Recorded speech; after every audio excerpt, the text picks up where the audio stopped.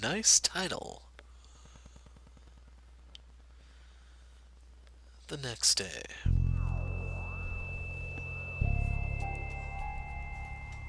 Monday morning, September 26th. A while after my sister and I parted ways this morning, I headed to Karasu's underground stadium, taking the same route I had traveled several times before. I followed Karasu's instructions as detailed to me last night, and soon found myself in a conference room not far from his office. Although there were several chairs surrounding the large circular table, I was the only person inside of the eerie room, and had been since the moment I arrived. I left a bit earlier than usual since I didn't want to be late, but I didn't think I'd be the only one here. It's been at least half an hour now since I got here, and I still haven't seen a single other person.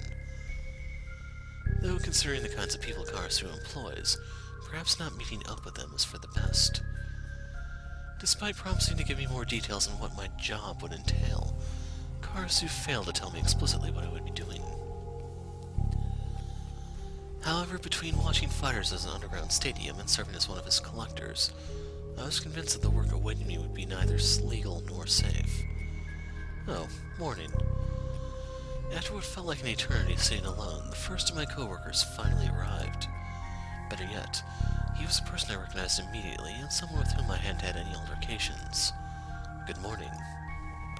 I guess the others aren't up yet. It'll probably be a while before they all show up. That's just great. Why did Karasu tell me to come here so early if the others won't be here? Oh well, ready for your first day on the job? As ready as I'll ever be, I guess. Fair enough. It'll still be a while until everybody's here, so I guess I should give you the rundown, huh? Sai certainly isn't about to do it. Nor should I. Earn your pay, Caden. Whoa, what the heck? I thought I was alone until just now. When did he get here? Yeah, understood. Well then, Suo for starters.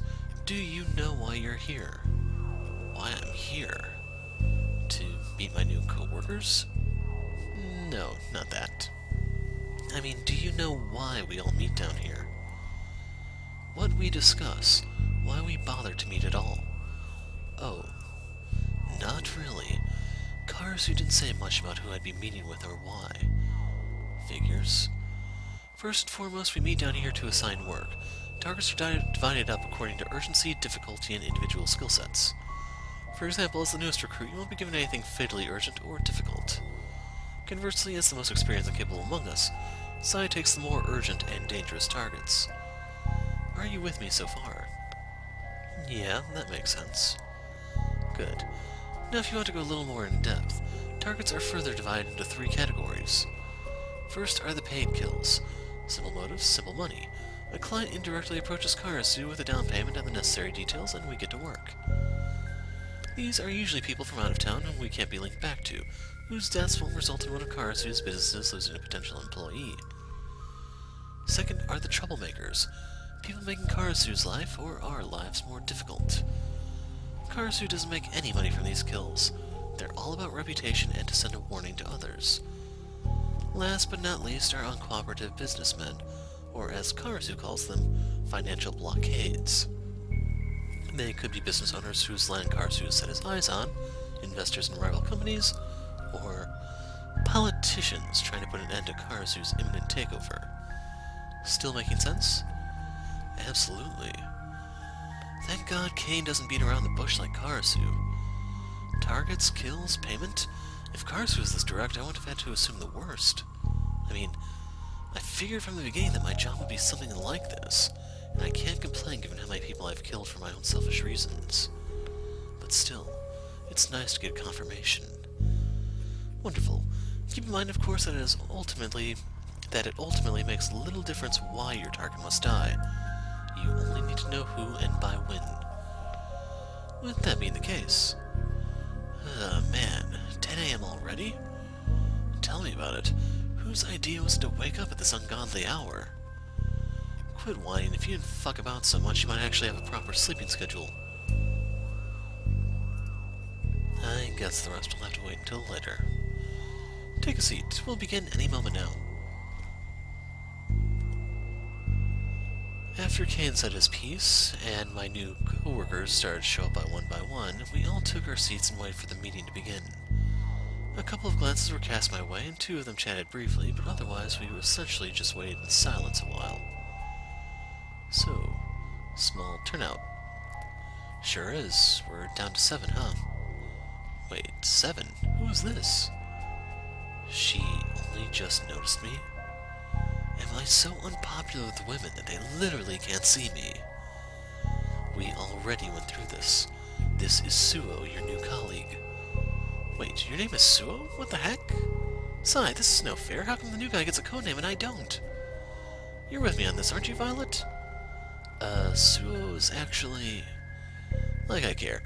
You don't use your real name while working anyway, do you? I sure don't. Look, Suo is my real... That's not the point. Sai gets a cool code name, Karasu gets a cool code name, and now we have a newbie being called Dragon. It isn't fair. And why a Japanese code name anyway? I get that Karasu's the boss, so he can call himself whatever he wants, but why the newbie? Did Sai name him or something? Wait, did he just say that my name is Japanese for dragon? I thought my father just made it up on the spot. How am I only learning this now? Given a rest already, Vincent. I didn't even name my own kids. Why would I name someone else's? While Sai tried to get Violet and Vincent under control, I took another look around the room, spurred on by Violet's earlier statement. Sai, Vincent, and Violet make 3. Add Kane, Leon, and myself, and we have 6. That just leaves... Holy crap, when did she sneak up behind me? Hi there. I'm Suo. Nice to meet you. Nothing, huh? Forget it. I'll try again when she's actually conscious. Alright, enough chatter. Kane, take it away. You got it, boss? Well then, first up.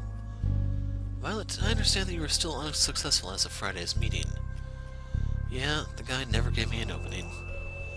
He's been sticking to public venues ever since the trial began. Your Mark will be back in court by this time tomorrow. The time for discretion has passed. I know that. But this guy's paranoia is off the charts. My usual approach won't work. Then someone else will need to step in. Any takers? As Karasu had foretold, upon Violet's failure to deal with their target, Sai offered the job to whoever wanted it. Why not let the new guy do it? If he thinks he deserves to be here, then let him prove it. Given the opportunity to take on extra work, Leon instead deflected towards me. God damn you, Leon. I may not stand a chance against these people, but I think I've already proven them every bit as sneaky as cowardly as this job demands.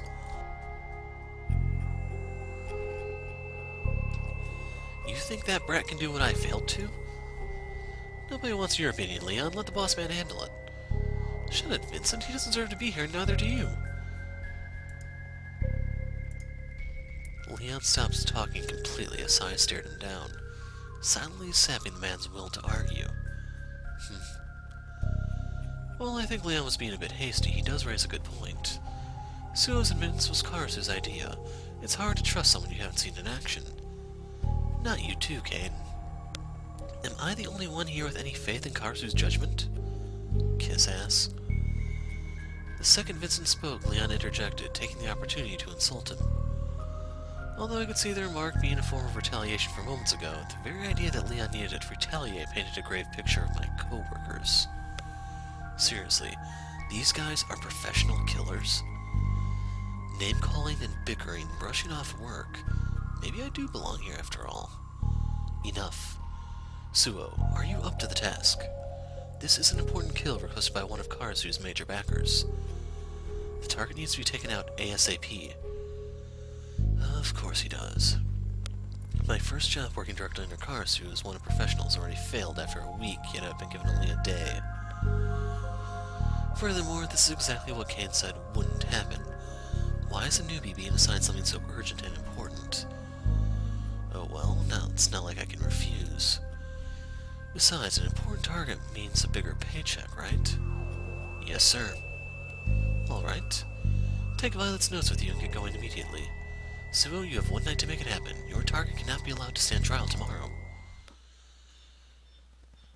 So that makes it a little interesting, doesn't it? Following Sai's orders, I left Karazu's headquarters without delay, quickly stopping off at home before leaving for my first assignment. I put on an outfit I purchased without Sarah's knowledge, careful not to risk any bloodstains on my own clothes, and grabbed one of the knives I recently purchased. Prepped and ready to go, I then vacated the premises as promptly as I had arrived, making my way straight to the nearest bus stop. While my first mode of transport for the day chugged along, I pulled out the notes Violet reluctantly handed over. The first page contained general information about the target, including his name, occupation, and home address. The following pages detail Mr. Durst's usual hangouts, observed traits, and handwritten notes about his activities, most likely jotted down by Violet herself. Judging by Violet's notes, this guy seems just as difficult to nab as she had warned. Easy to find, often frequenting the same venues, but very difficult to actually finish off. Violet's notes detailed how she tried to seduce the man. On the first day, she waited until he was drunk, pretended that they knew each other, then slipped arsenic into his drink. On the second day, Violet paid a stranger to cheer her friend up, handing her a key to a certain motel room in which Violet then waited. Every day, and often more than once per day, Violet would put on a disguise, pull a new scheme, and succeed in only making her target more wary.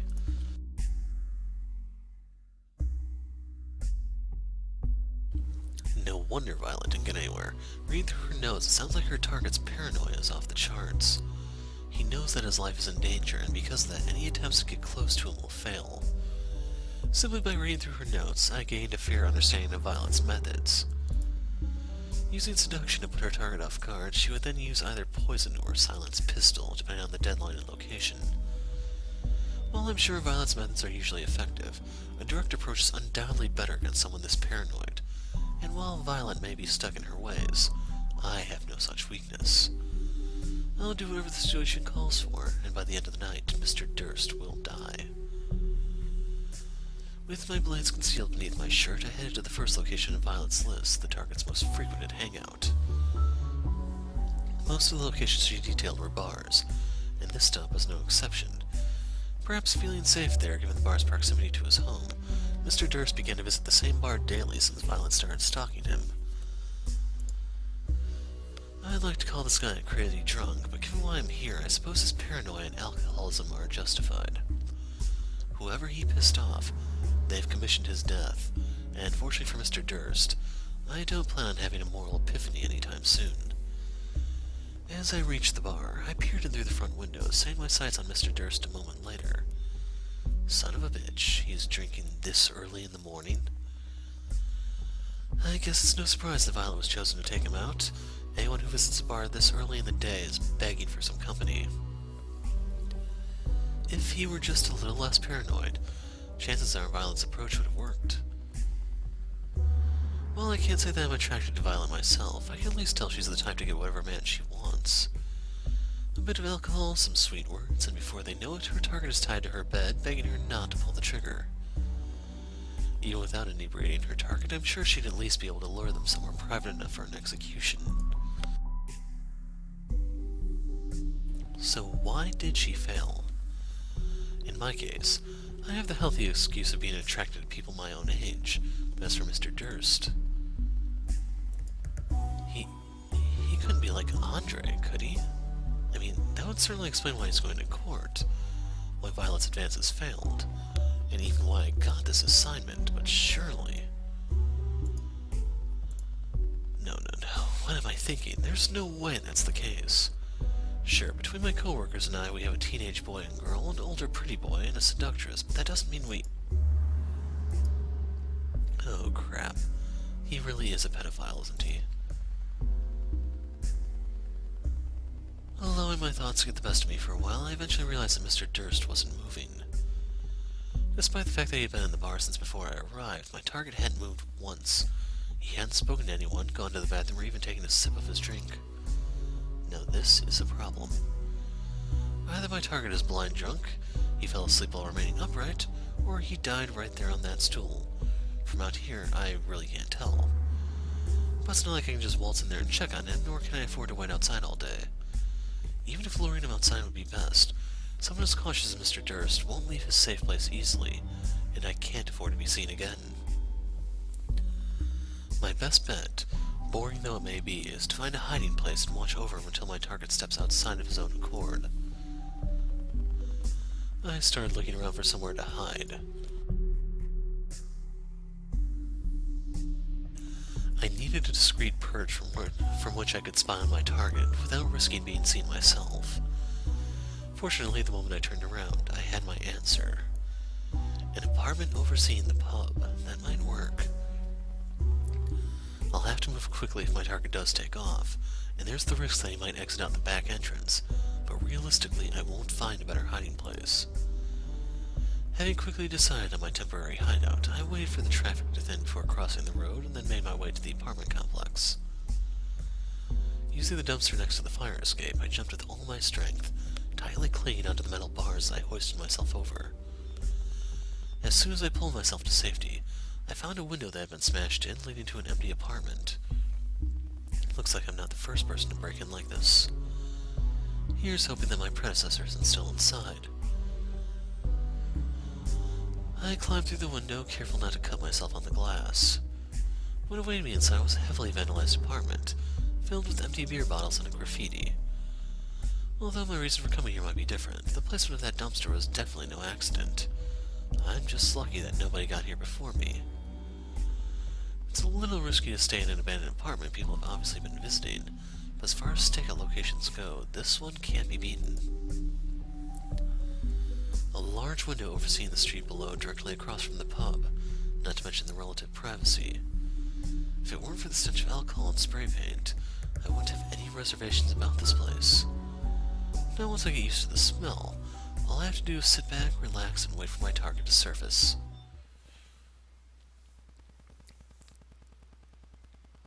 Hours passed as the day dragged on, long ago taking my enthusiasm with it. Watching and waiting, never moving from my seat, I could feel the sanity leaving my brain. Sitting, laying down, stretching, sprawling across the floor, I did everything I could think of to remain attentive. But no matter how long I waited, my target never emerged. There it is again. I'm not crazy. That was definitely not my stomach. There's someone else here, watching me. Subconsciously realizing that the pain fumes were getting to me, and that I hadn't eaten since before 8 a.m., I tried to calm myself down.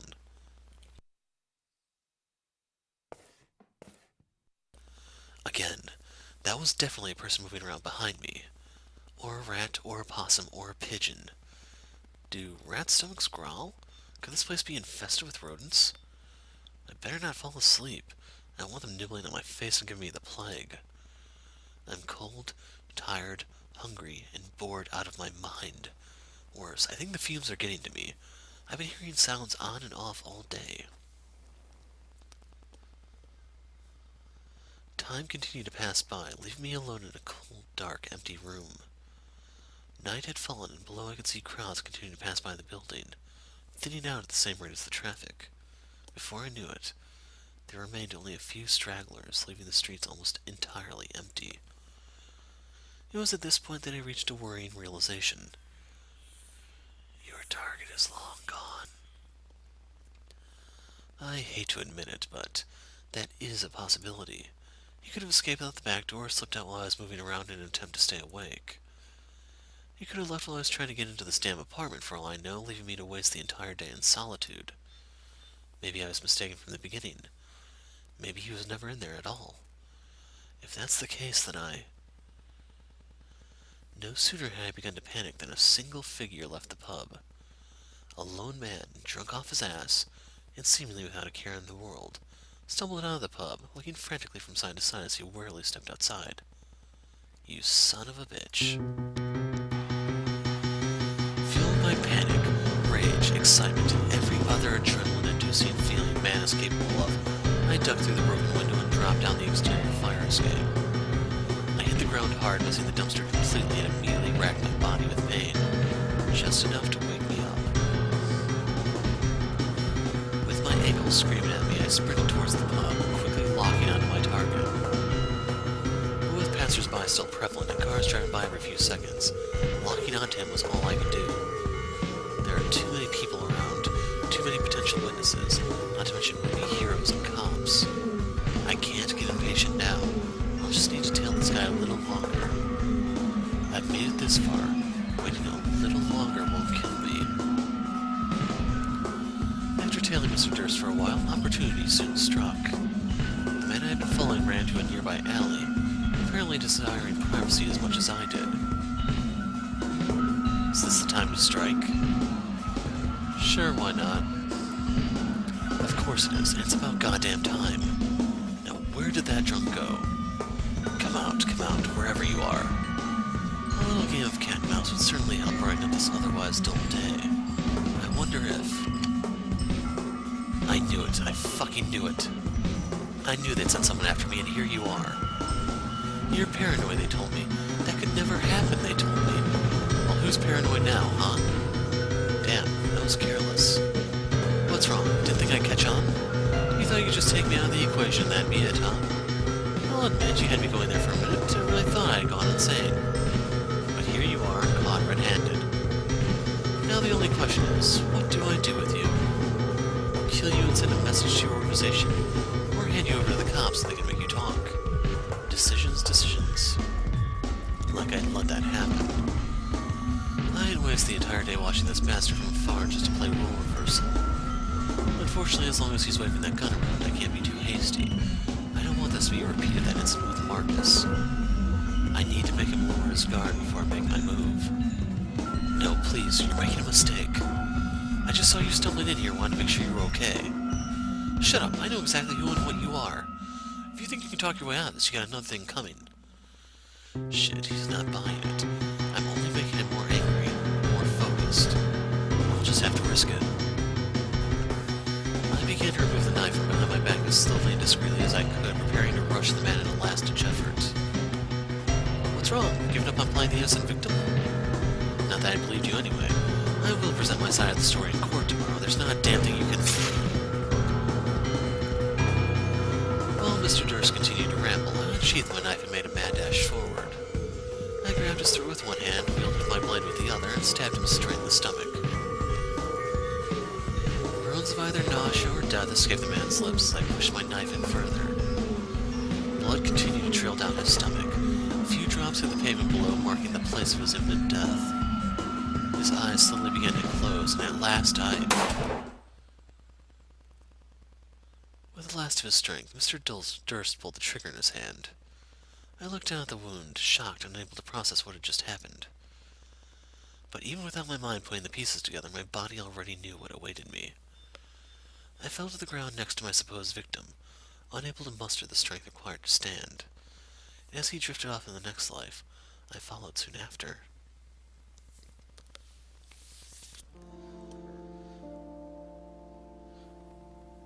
Watch from a distance. No, I'd better keep my distance. I wouldn't want to get caught out at this point. I've come too far to get careless now. After a few minutes, my target emerged once more. He probably disappeared into the alley to vomit or take a piss. Both are distinct possibilities, considering how much time he spent in that damn bar. Speaking of which, he isn't looking too sturdy. Too much alcohol, not enough of pretty much anything else. That isn't necessarily a bad thing, considering why I'm here. Slowed reflexes, impaired motor function, clouded judgment. He's just making my job easier, at least in theory. Mr. Durst stumbled down the street, wobbling from side to side as though he might fall over at any moment. He corrected himself a few times as he wandered dangerously close to the road, narrowly avoiding passing cars and street signs. Do I even need to be here? A little closer to the road, he might actually end up getting himself killed. But if a car does my dirty work, do I still get paid? I continued to follow my target discreetly, almost far enough away that he couldn't hear or see me. The evening rush of people heading home from work died down, and before long there was only a handful of other people out on the street. If I'm going to make my move, now is the time to do it. In spite of my target's close encounters with death, I waited for another couple minutes before keeping an eye out for a suitable vehicle. Anything too small or going too slowly would not only fail to kill the man, but also put unwanted focus on him, making a second attempt impossible. So I continued to stalk my target from a short distance, analyzing incoming traffic until the moment when I was sure I'd struck gold.